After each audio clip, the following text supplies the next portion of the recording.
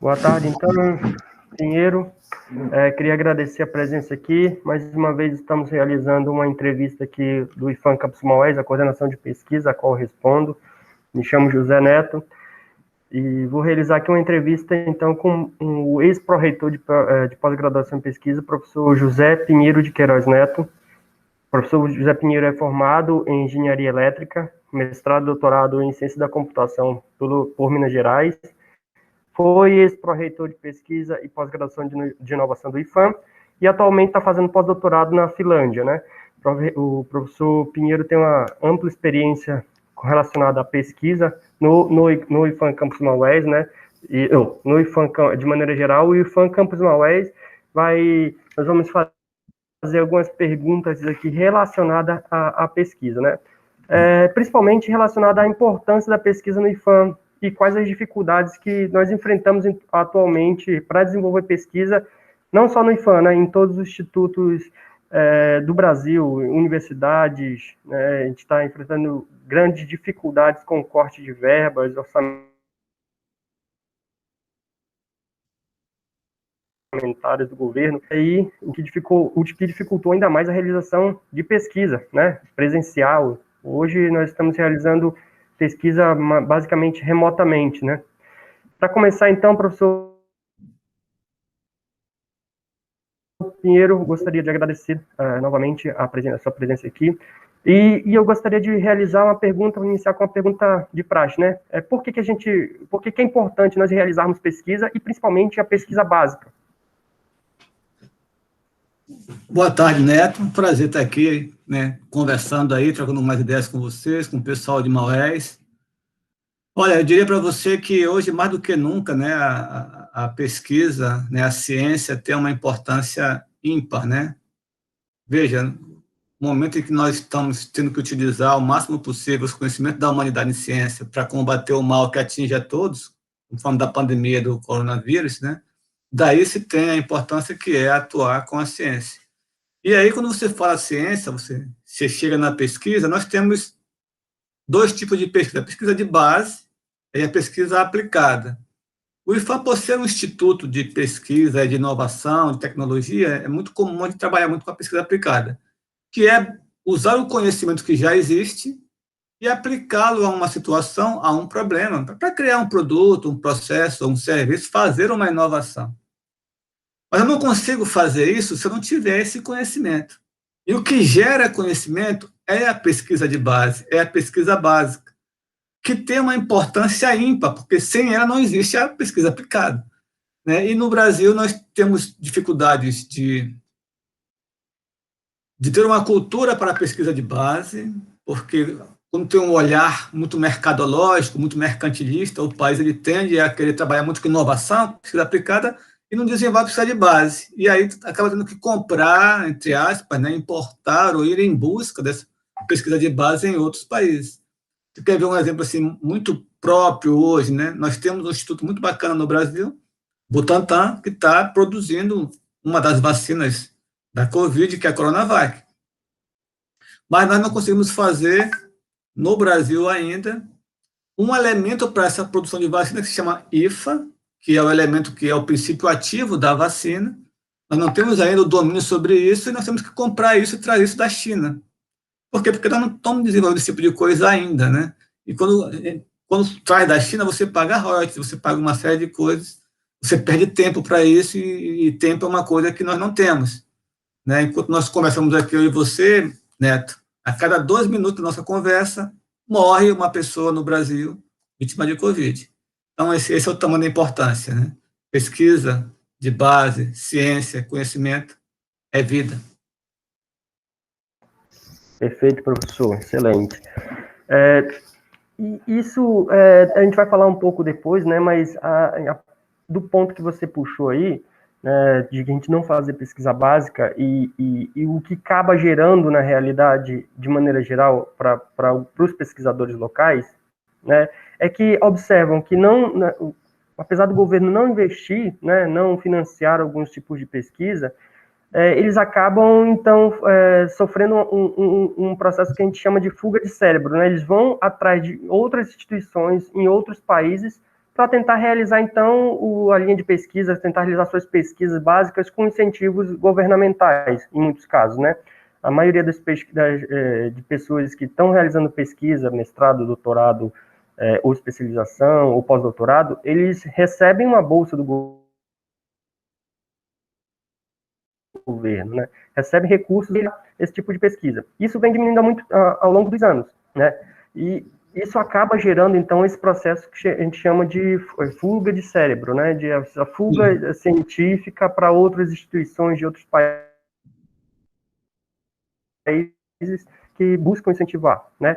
Mas no IFAM, então, como você acha, na sua experiência como pró-reitor na época, né? Como que o IFAM insere o aluno nesse mundo acadêmico? Como a gente consegue inserir o aluno em nível médio e graduação no mundo acadêmico? Então, uma das maneiras de fazer isso, né? No mundo acadêmico, na verdade, ele já se encontra, né? Mas assim, de levar isso para um lado mais científico, né? É através de programas, de projetos que estimulem esse aluno a ter esse olhar científico, por um lado, e o outro lado é mudando nossas práticas de ensino e aprendizagem e colocando no processo de ensino e aprendizagem o viés do método científico. Mas vamos até a questão dos projetos. Por exemplo, o IFAM, ele possui hoje, né, já tem um certo tempo, na verdade, né, um programa de iniciação científica, né, que a gente chama de, carinhosamente, de PIBIC Júnior, né, que é no caso dos alunos de ensino técnico e médio, que pode fomentar nos alunos, né, dar um primeiro passo, né, dar um apoio, ter uma bolsa para não ter um incentivo, ter alguns gastos sobre isso, né, o professor, em teoria, consegue ter acesso a algum material, né, a algum laboratório, mas isso ainda é um pouco precarizado, não no IFAM particularmente, mas nas instituições de ensino público de maneira geral, porque, infelizmente, os nossos governantes têm uma fala da importância da ciência, né, e eu estou falando isso para além desse atual governo, ok?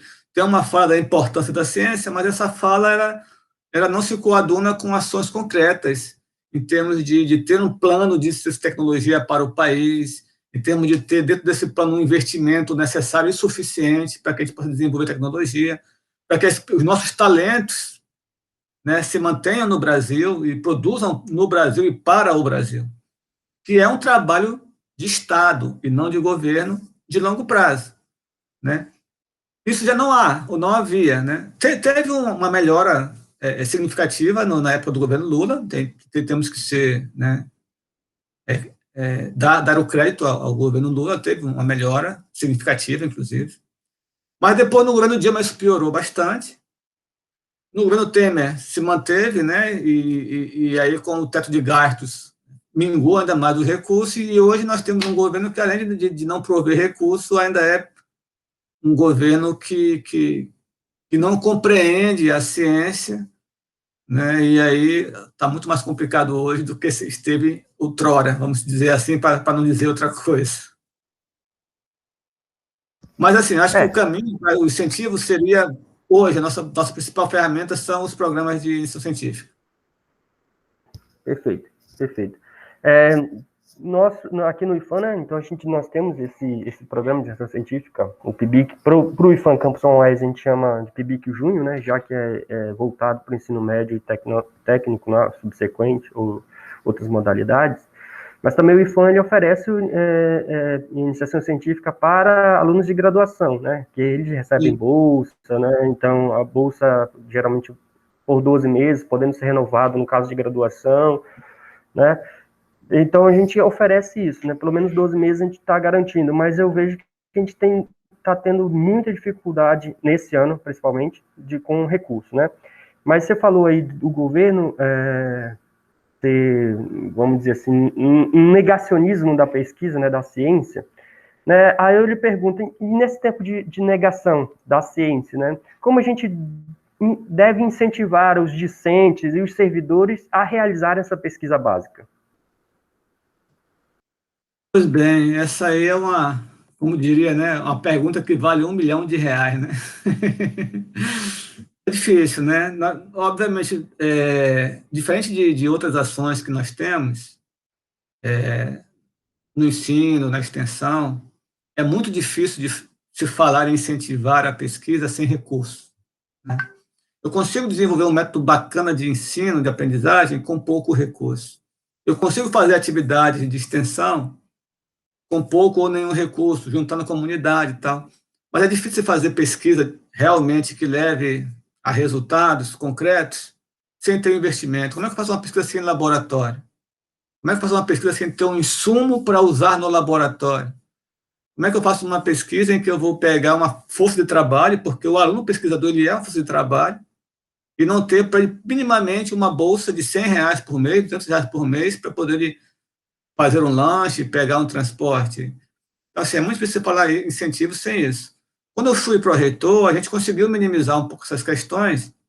A gente fez um programa de apoio, porque nós temos outras pesquisas no Instituto Federal que não só iniciação científica, né? A gente criou, enquanto pró-reitor, um centro de tecnologia, o professor Orlan Marcelis, que hoje é um polo de inovação. Começamos a fazer projetos de alto nível com a indústria, pesquisa aplicada, desenvolvimento. Isso gerou algum recurso para o IFAM via fundação. Então, para cada projeto de pesquisa que era feito para a empresa, tinha um valor que ficava na fundação. E a gente conseguiu acessar esse valor e ampliar essas bolsas, né, que a gente chama de Bolsa FAEP. Até acho que deve ter, né, acho que tinha alguma bolsa FAEP por Campos Maués. E a intenção era aumentar isso para poder ter esse tipo de situação. Conseguimos, com o apoio do deputado federal, Zé Ricardo, um recurso para, no último edital do PADCIT, que é um edital de incentivo à pesquisa e inovação para docente, mas também com bolsa para aluno. A gente conseguiu colocar um valor para compra de pequenos equipamentos, né? R$ 200 mil não foi muita coisa, mas já foi um primeiro passo. Então, a gente vai conseguindo minimizar um pouco isso.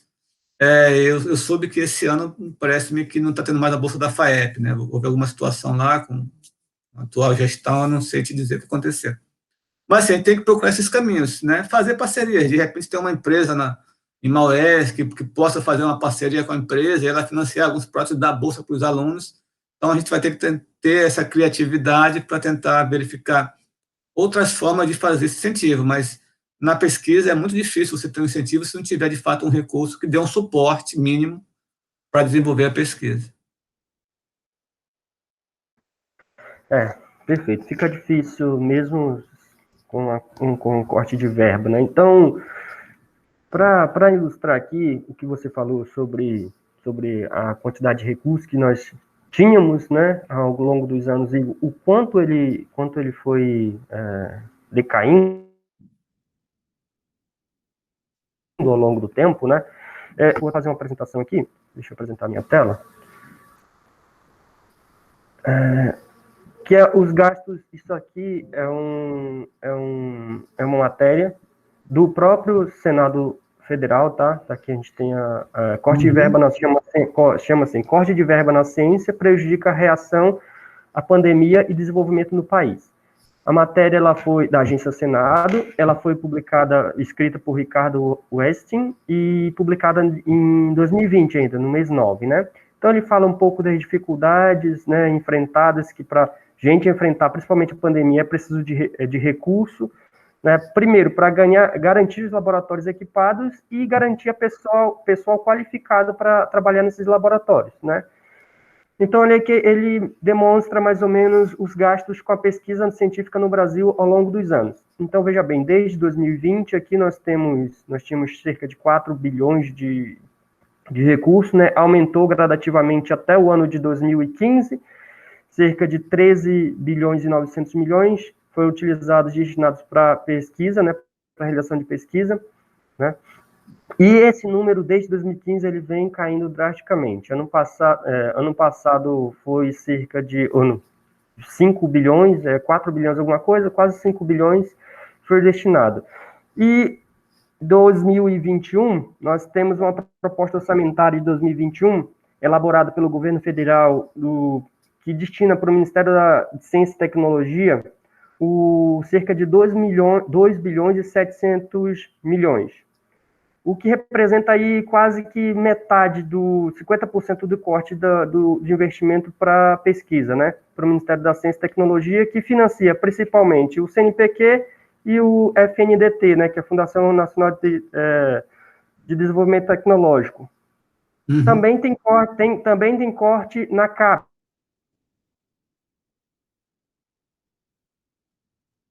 que é uma instituição vindia. Mas o que se observa é que reduziu drasticamente o financiamento, né? E a gente vê que o governo, na realidade, também não está muito interessado em financiar a pesquisa, né? E procura financiar outras atividades e destina pouco dinheiro para a pesquisa, né? Só a nível de curiosidade, a CAPES ela concede bolsa aqui para quase 100 mil pesquisadores. O CNPq ele financia perto de 80 mil bolsistas. E esses 80 mil bolsistas ele já vem sendo reduzido desde 2015, 2014, 2015, quando foi o auge, né, de financiamento, nós tínhamos cerca de 105 mil bolsistas. Hoje, 80 mil financiados pelo CNPq. Né? Então, a gente observa realmente deixa eu interromper aqui para a apresentação, essa diminuição drástica no nível da pesquisa. Então, Neto, tem aí também por trás uma intencionalidade de negação da pesquisa, né? Então, assim, é um termo que eu até não gosto muito de utilizar, porque eu acho um pouco forte do negacionismo, mas isso tem acontecido. Em março, eu comecei a participar de 2 iniciativas em relação à questão da Covid, né? Uma com o pessoal da UEA, depois a gente acabou ficando só como colaborador, porque passaram a colaborar com o pessoal da Motor Honda para desenvolver um respirador localmente. Né? E a outra no grupo a nível nacional, um grupo pelo Facebook, que o professor Miguel Nicoleles estava à frente, que é um dos nossos grandes cientistas aqui no Brasil. E eles falavam naquela pessoa, nós precisamos ter um plano, né, e fazer, por exemplo, nós temos que começar a ir atrás de quem é que pode, no Brasil, pesquisar uma vacina. Quer dizer, naquela época, em março, era para o governo brasileiro procurar quem são os nossos talentos. É a Fiocruz, é o Butantan. Quantos bilhões vocês precisam para produzir uma vacina brasileira? Porque a capacidade que os nossos cientistas têm precisa de tivéssemos nós desenvolver a nossa vacina brasileira, e o pessoal do FMG está em vias de ter uma vacina brasileira, que é uma universidade federal que também sofreu corte de orçamento, mas vai demorar a sair os resultados. Se você tivesse feito isso pegando no melhor que nós temos e tivesse desenvolvido hoje, talvez o Brasil tivesse uma produção autônoma de vacina e não tivéssemos aí essa situação horrível de não estar vacinando a população pela falta de vacina.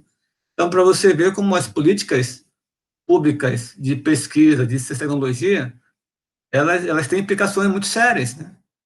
Implicações do tamanho de quase 300 mil pessoas vindo a óbito com essa doença. Sim, isso é complicado. Para a gente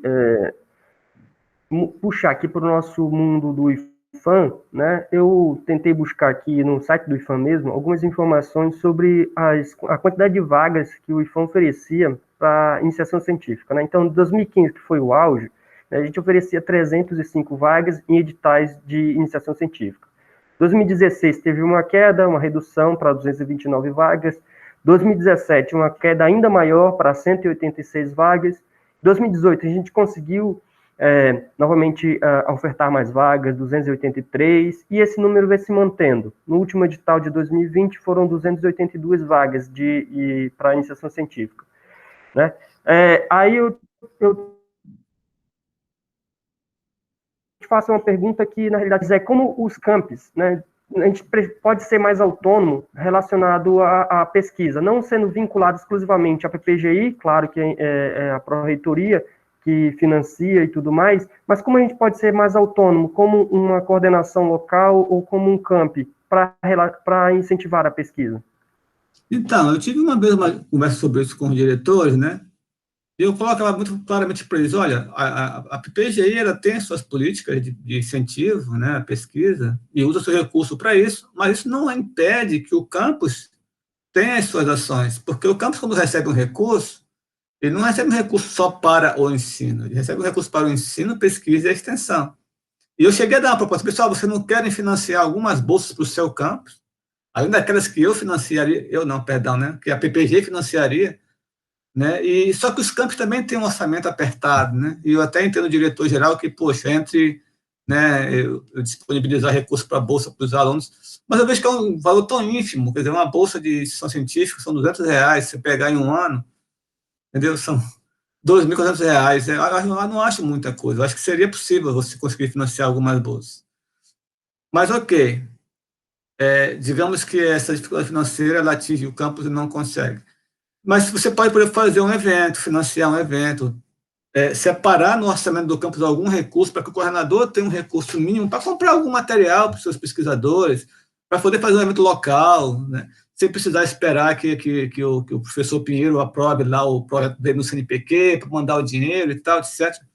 Né? Então, assim, tem que ter o gestor maior do campus, ele tem que ter um olhar muito sereno para entender que o ensino é um carro-chefe do campus, né? Não vamos dizer que não, mas ele não se completa se não tiver as ações de pesquisa e extensão no campus, porque é a indissociabilidade. Né? A aprendizagem não se dá só na sala de aula, pelo contrário, às vezes ela está muito mais fora da sala de aula. Então, acho que o campus pode, sim, dentro das suas possibilidades, né, fazer esse incentivo. Né? E aí, obviamente, que é uma discussão local, né, e vai, né, de acordo também com a realidade de cada unidade. Perfeito. O que, falando um pouco disso, que a gente encontra dificuldade aqui realmente é isso. Eu, por exemplo, como coordenador de pesquisa local, a coordenação não tem uma verba específica para realizar, por exemplo, um evento, a Semana de Ciência e Tecnologia. A gente tem que depender de uma verba que vem da PPGI, ou o campus não tem um recurso destinado para isso.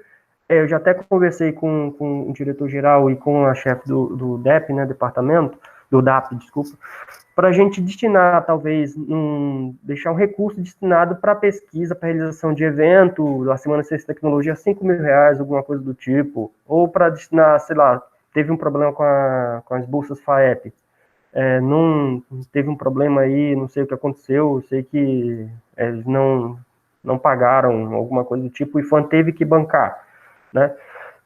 Talvez a gente consiga resolver esses problemas conversando um pouco mais, porque realmente o que você falou é que a gente não pode esquecer que o IFAM é ensino, pesquisa e extensão. Eu falo que é um tripé e às vezes esse tripé ele é um pouco deficitário. Você puxa um pouco mais para o ensino, um pouco de extensão e a pesquisa fica um pouco de lado, né? Então é uma coisa que a gente não pode deixar de acontecer. Claro que tudo é importante, ensino, extensão mais ainda, né? Mas a gente precisa focar um pouco mais na pesquisa também. Isso é uma coisa importante. Por exemplo, para os nossos alunos desenvolverem uma atividade de pesquisa, realiza o projeto e participar de um congresso, de um simpósio, isso é importante. Perfeito, até porque, Neto, é isso que nos diferencia, né? O que nos diferencia de um Senai, de um Senac? Nós somos o Instituto Federal de Educação, Ciência e Tecnologia. Então, se eu não tiver um investimento mínimo para ciência e tecnologia, eu vou ser uma escola técnica, como era antigamente, não um Instituto Federal de Educação, Ciência e Tecnologia. Mas é um processo, né? É um processo, a gente precisa, né, evoluir nesse processo. Acho que as políticas do IFAM podem contribuir nisso, mas o próprio campus, internamente, numa discussão com os pares, pode também fomentar esse tipo de situação.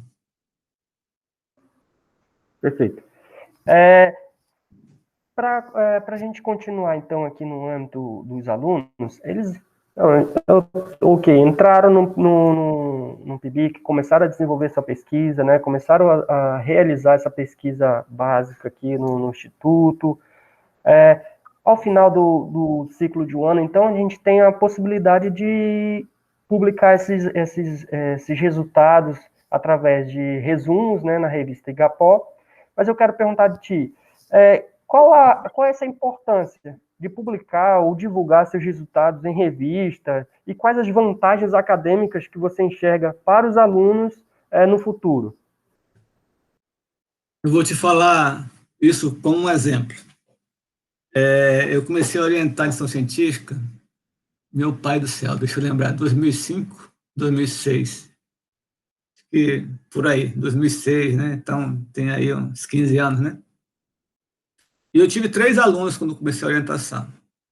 Eu tinha 2 bolsas, né, que era o máximo, e uma aluna pediu para ser voluntária, Cláudia Leni, até hoje eu lembro o nome dela, chamada de Claudinha.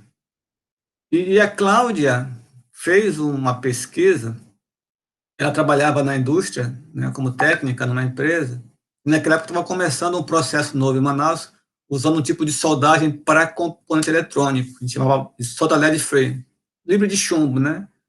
Tinha a questão da ISO 9000, pegada ambiental, e ela tinha, né, tinha ouvido falar disso na fábrica, e professor, eu queria fazer nessa área.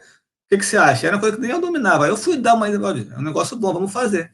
Fizemos a pesquisa, ela conseguiu testar lá pela fábrica dela, com muito esforço, e ela falou assim, cara, agora vamos publicar um artigo sobre isso. Ah, professor, não tenho tempo, não sei, mas vamos publicar, é importante. Publicamos o artigo, olha que interessante.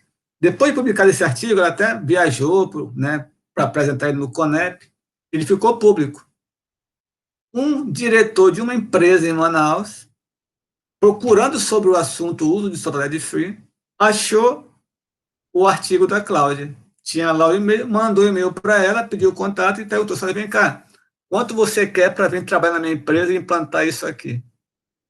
E aí ela saiu do trabalho onde ela estava, ganhando o dobro do que ela ganhava, porque ela produziu um artigo e mostrou para alguém que o que ela tinha desenvolvido era algo sério, que tinha resultado, que valia a pena, né, ser feito, e conseguiu um emprego depois de um tempo, né?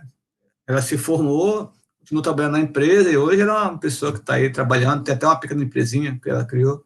Mas o que despertou nela foi essa vontade de fazer a pesquisa, mas o que chamou a atenção para alguém descobrir o que ela fez foi a publicação. Então, quando você publica, você mostra para o mundo acadêmico, ou para o mundo empresarial, inclusive, que você fez uma pesquisa de algo que é útil para a sociedade, que alguém pode ver um valor, inclusive financeiro nisso, não precisa ser financeiro não, tá? Pode ser uma coisa que vai ajudar do ponto de vista social, né? Mas ninguém vai saber o que você fez se você não publicar isso em algum lugar, né? Você tem que mostrar para o mundo o que você fez. Eu acho que isso tem uma importância muito grande.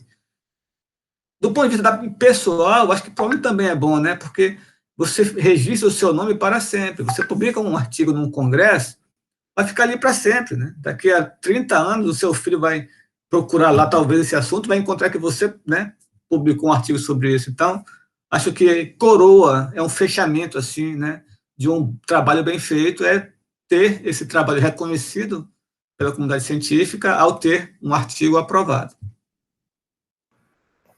Isso mesmo. Eu sempre falo, né? Pô, você já teve tanto trabalho, passou anos estudando, um ano estudando para chegar a engavetar seu trabalho? Não, publica, né? Uma revista, o IFAM tem a revista dele, a revista Igapó, né? Se for trabalho de extensão, tem a revista do Nexus no IFAM, então vamos realizar publicação, melhor que nada, né?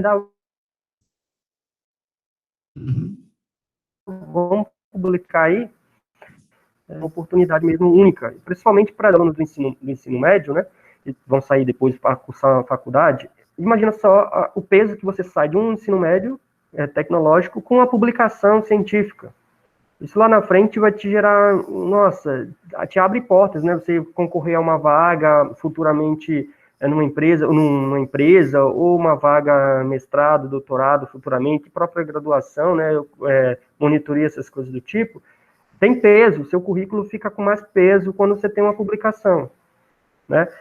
Mas mudando um pouco fazendo uma outra pergunta aqui, Pinheiro, como a gente já fez uma abrangência aqui, falou um pouco de coisas do IFAM, mas como é que você enxerga a pesquisa brasileira no futuro? Como é que você vê? Você estando aí na Finlândia, é uma pergunta que eu vou te fazer depois, para comparar um pouco, né, o pesquisa na Finlândia e no Brasil. Mas nesse momento, como é que você enxerga a pesquisa brasileira no futuro?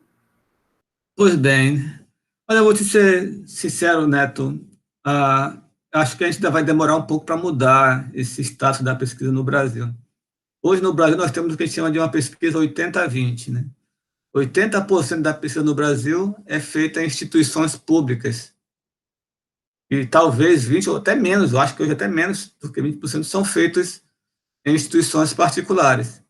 Manaus, particularmente, destoa um pouco disso, porque como você tem o incentivo da lei de informática, né, via SUFRAM, nós temos alguns institutos de pesquisa em Manaus que não são comuns no Brasil de maneira geral. Mas no Brasil como um todo, a grande força da pesquisa são as nossas universidades, que são públicas e que dependem de recurso público, que hoje nós temos um teto de gasto para 10 anos. Né? Já passou 2, até ainda falta 8. Então, assim, a tendência é piorar.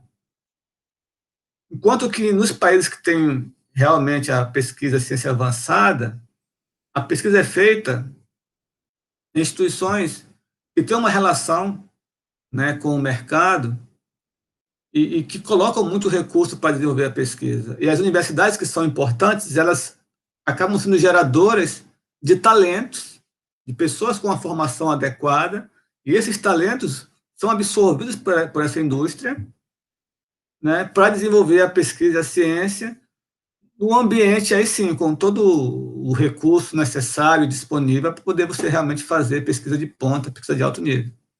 É muito difícil competir na ciência e tecnologia se você não tiver as ferramentas adequadas.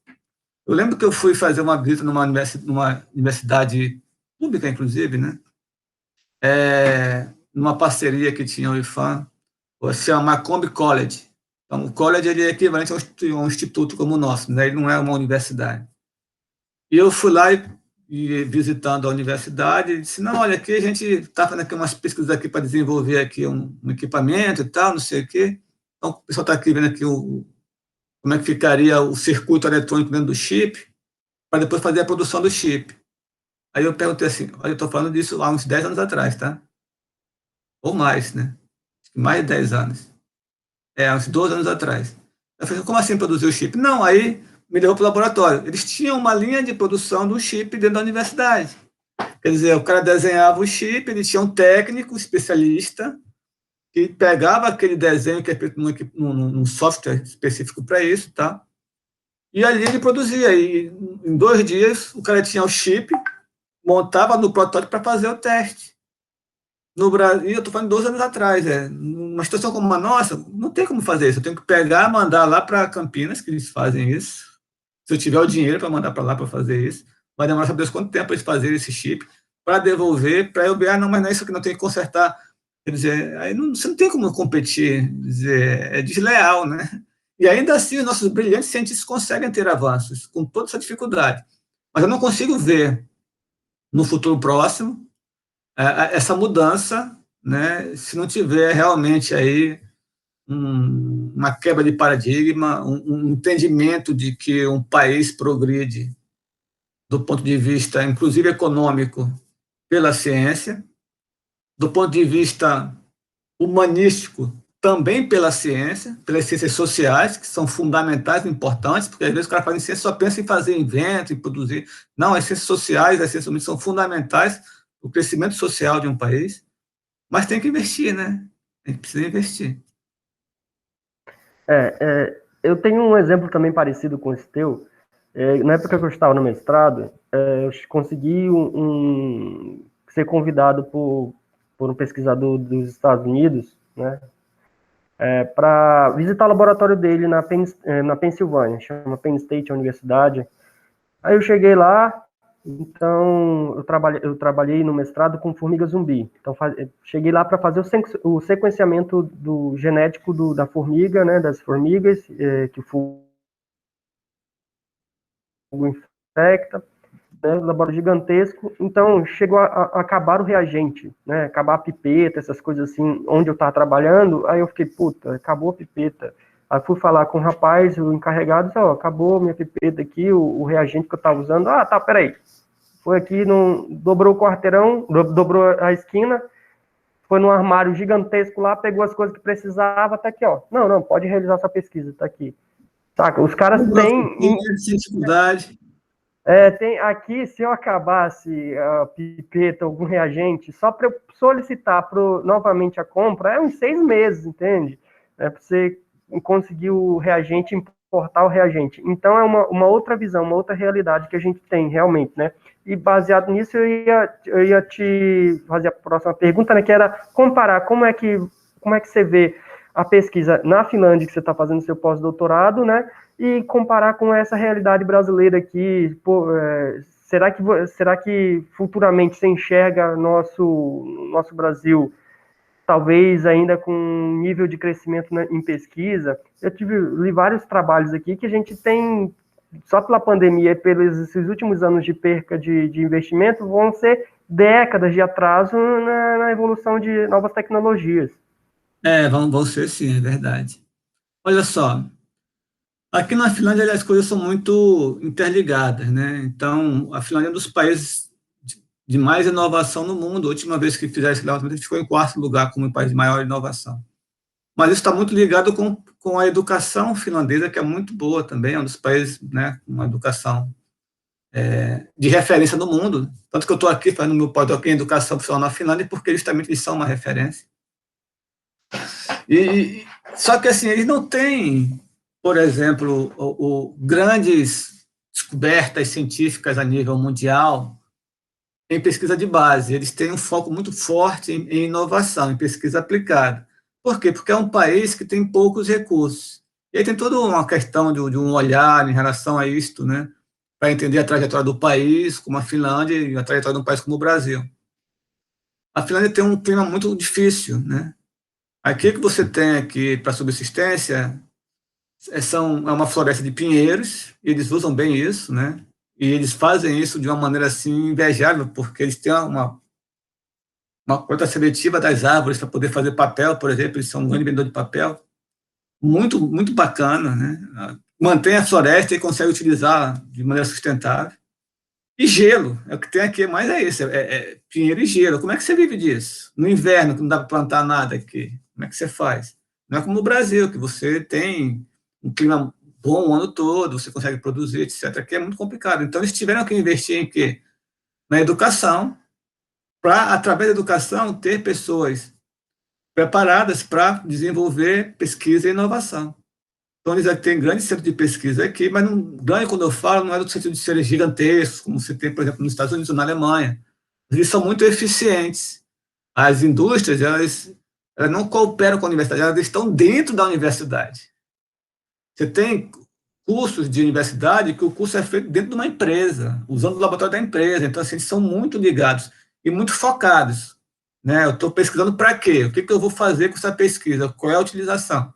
Já que não é um país rico, é um país, né, de primeiro mundo, mas não é um país rico como outros países. Mas é um país socialmente muito justo, as pessoas aqui vivem muito bem, né? Ano passado ele foi escolhido como o país mais feliz do mundo, né? Onde esse feliz não tem a ver com alegria, né? Tem a ver com ter um IDH muito bom, uma boa educação, uma segurança fantástica, saúde, entendeu? De referência. Então, assim, aquilo que a gente, né, gostaria que fosse para o nosso país, um país socialmente justo, aqui tem isso aqui muito, muito sereno. Você tem uma ideia, a pandemia aqui, uma vez que eu vi, semana passada, o número de óbitos na pandemia toda, até o momento, foram 750 pessoas. Então, assim, eles têm, né, um ser humano muito grande. Então, eles trabalham muito com a inovação, mas essa inovação ela está intrínseca dentro da formação das pessoas. Os alunos têm uma formação muito autônoma, utilizando muita estratégias de metodologias ativas. Então, eles já estudam na universidade, né, no ensino básico, no ensino médio, tendo autonomia para fazer, para pesquisar as coisas. Então, a pesquisa está dentro do próprio ensino, que é aquilo que eu falei, que é uma outra maneira de se incentivar a pesquisa, que é dentro das nossas práticas de aprendizagem. É uma coisa que eu tenho trabalhado hoje, né? Então, eu tenho feito algumas palestras sobre aprendizagem baseada em projetos, né? A gente escreveu recentemente um livro sobre isso, que deve estar saindo aí a publicação aí junho, julho, que é para ver se a gente muda um pouco essa configuração, para que os nossos alunos saiam com esse olhar de cientista, né? Ou com o olhar de empreendedor, porque um cientista ele acaba sendo um empreendedor, né? Porque nós, né, somos muito passivos nessa situação. E eu acho que o caminho a Finlândia, né, é um exemplo bom, mas tem outros exemplos muito bons também, né? Você tem a Alemanha, que se faz muito bem a pesquisa lá. Você tem a Índia, que tem sido muito bem em pesquisa. A própria China, que antigamente se copiava muito, né? Hoje também já faz muita pesquisa. Eu acho que o Brasil ele precisa ter um plano de longo prazo, né, que comece pelas bases, e a base está numa educação pública, gratuita, de qualidade, que forme pessoas com talento, para que daí nós tenhamos pesquisadores, cientistas, empreendedores, inovadores, para trazer para o país mais divisas, para melhorar a condição social da nossa população. As coisas elas não são separadas, elas são todas intrínsecas, né? Com o governo que nós temos hoje, não tem nem como prever algo de melhor para isso. Mas a gente sempre, né, na utopia da esperança de dias melhores, a gente fica na expectativa de que, fazendo a nossa parte, né, cada um, eu como professor, como pesquisador, nossos professores do IFAM, do Campus Maués, nossos alunos, a gente consegue mitigar um pouquinho isso ou avançar um pouquinho no caminho da ciência, dentro daquilo que a gente pode fazer enquanto servidor público, enquanto pessoa. Perfeito. Eu vi algumas matérias relacionadas justamente a isso que você falou. A interligação, talvez, da iniciativa privada com as universidades e os institutos de educação, né? Hoje, o Brasil ele se torna muito burocrático para a iniciativa privada financiar alguma coisa. Por exemplo, se declarar o seu imposto de renda, talvez destinar um recurso do imposto de renda para alguma instituição de ensino. Isso é muito complicado de maneira burocrática, né? E tudo que eu vi, na realidade, né, eles falam isso, né? Daí, como você consegue alavancar um pouco a pesquisa no Brasil de hoje? Talvez essa interligação com a iniciativa privada, com a indústria, né, com alguns empresários, eles consigam, que estão interessados em desenvolver tecnologias para a sua empresa, para um polo, alguma coisa do tipo, eles estão interessados, mas a burocracia ainda é enorme, né? Por quê? A gente depende ainda muito de recurso público, né? Destinado do Ministério da Ciência e Tecnologia, Ministério da Educação. Então, talvez uma alternativa seja essa, né? Eu diria para você que tem alguns passos interessantes, só que aí, assim, isso é um problema endêmico no Brasil, que é entre a intencionalidade e a efetividade. Quer dizer, às vezes a gente até faz uma legislação boa, mas na prática ela não funciona. Então, a lei de inovação, que foi criada no Brasil, ela trouxe um quadro de melhoria muito grande para eles. Só que ela é um quadro que ela traz possibilidades. Você pode utilizar a lei para facilitar e reduzir a burocracia para poder ter essa interação de recursos com a iniciativa privada e as universidades. Só que alguns procuradores, não, mas eu não quero usar isso aqui, eu quero usar a 8666, que ela manda fazer assim, e isso assim é uma medida de força gigante. Entendendo? Por quê? Porque assim eu sei fazer, então assim, eu já faço isso aqui faz muito tempo, vamos por aqui. Eu mesmo, no IFAM, quebrei muita pedra para poder fazer a gente não ter medo de fazer diferente na legislação, porque, não, mas se estiver errado, você vai responder, pá, não, vai, eu sei o que eu estou fazendo, não vai fazer errado. Não fosse isso hoje, né, a coragem de fazer, de aproveitar bem esses espaços, nós não teremos hoje um polo de inovação, um centro de tecnologia no IFAM, que está conseguindo recursos de empresa, tudo bem também, incentivado por uma legislação, mas está conseguindo recursos de empresa, elas nos enxergam com essa competência, né, e que vai poder aí, quando eu saí, estava remunerando bolsa para os alunos, né, não sei o que aconteceu aí, né, que parou, mas pode remunerar a bolsa para os alunos, que pode remunerar uma pesquisa de base, né, que talvez não tenha um interesse da indústria, né, aproveitando as brechas que a legislação já dá hoje para não entrar na burocracia.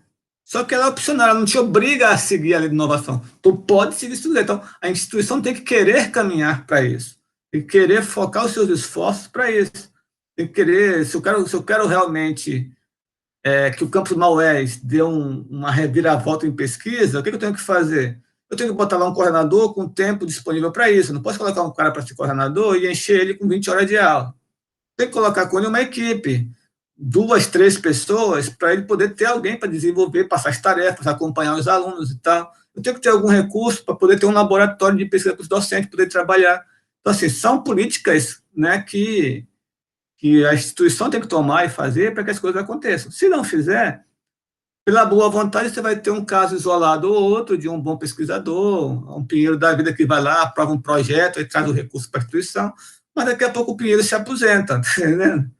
Ou o Pinheiro, né, de repente, vai para a Finlândia e resolve ficar por lá, porque lá ele vai ter mais condições de desenvolver a pesquisa dele. Não é o caso, eu vou voltar, tá?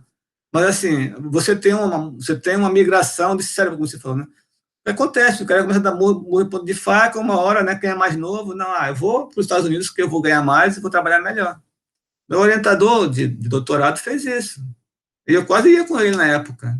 Ele foi chamado pela Google para trabalhar na Google, e ele me convidou para ir junto, eu não fui, na época eu já era casado, tinha filho pequeno e resolvi não ir.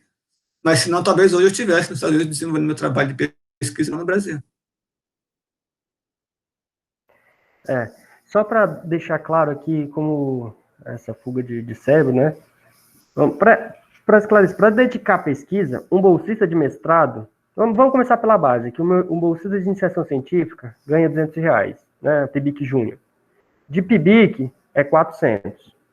Quando você vai para o mestrado, sai da graduação, vai para o mestrado, é 1.500.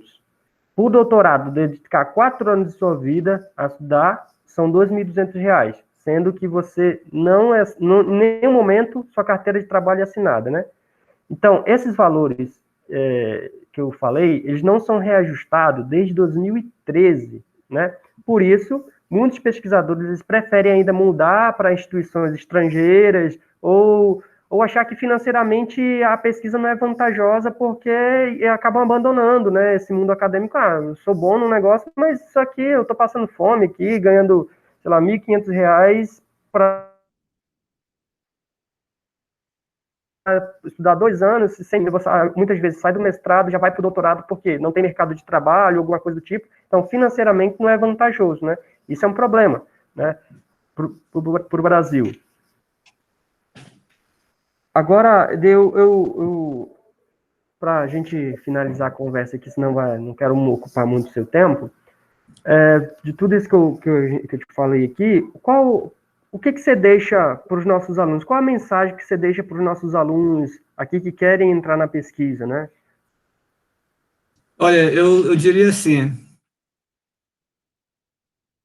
tenha uma pesquisa com vocês, uma coisa sua, de crescimento pessoal.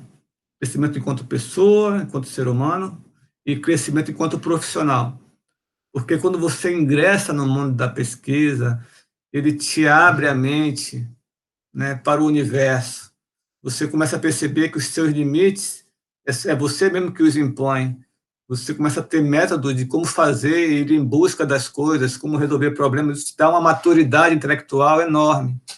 Então, entendendo que isso vai ser para você um benefício pessoal muito grande do ponto de vista da sua formação, enquanto jovem, né, enquanto pessoa, inclusive, invista nisso, né? Por mais que às vezes não tenha a melhor bolsa do mundo, por mais que às vezes não tenha o melhor laboratório ou o melhor orientador do mundo, mas isso para você pessoalmente vai ser uma libertação, digamos assim, transformadora, né?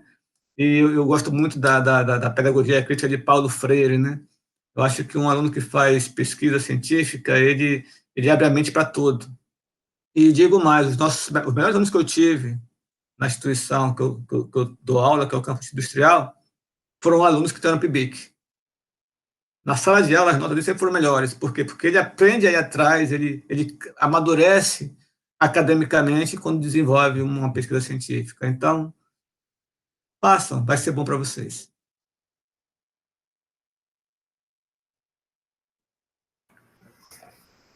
Pinheiro, queria agradecer imensamente a sua participação, a disponibilidade de se conversar aqui com a gente, né? Obrigado novamente. Queria dizer para vocês que vão querem assistir essa entrevista, que vai ficar disponível no YouTube do IFAM, certo? Só clicar lá, só procurar no YouTube IFAM Maués ou IFAM Campus Maués, vai aparecer, e essa entrevista vai ficar disponível. Muito obrigado. Espero que você retorne logo, que a gente acabe passando por essa pandemia rapidamente, o número de mortes diminua, a gente consiga uma vacina rápida, vacinar toda a população, e espero em breve encontrar você no IFAM aí, retornando da Finlândia, já no seu pós-doutorado aí, e a gente se encontrar para trocar uma ideia. Obrigado, Pinheiro. Eu que agradeço, foi um prazer, e quem sabe quando eu voltar, a gente não agenda aí para, se a pandemia permitir, né, para a gente fazer uma conversa, né, pessoalmente com os alunos. Eu me comprometo vou aí em Maués, a gente marca um dia para conversar com os alunos e dar uma incentivada nessa turma aí, porque isso para nós é muito legal, né? Ver um aluno brilhar os olhinhos com com a ciência, com a pesquisa, para mim é algo muito bacana. Um forte abraço aqui da Finlândia, aqui já são quase 10 horas da noite, mas foi um prazer falar com você e estou à disposição. Obrigado, gente.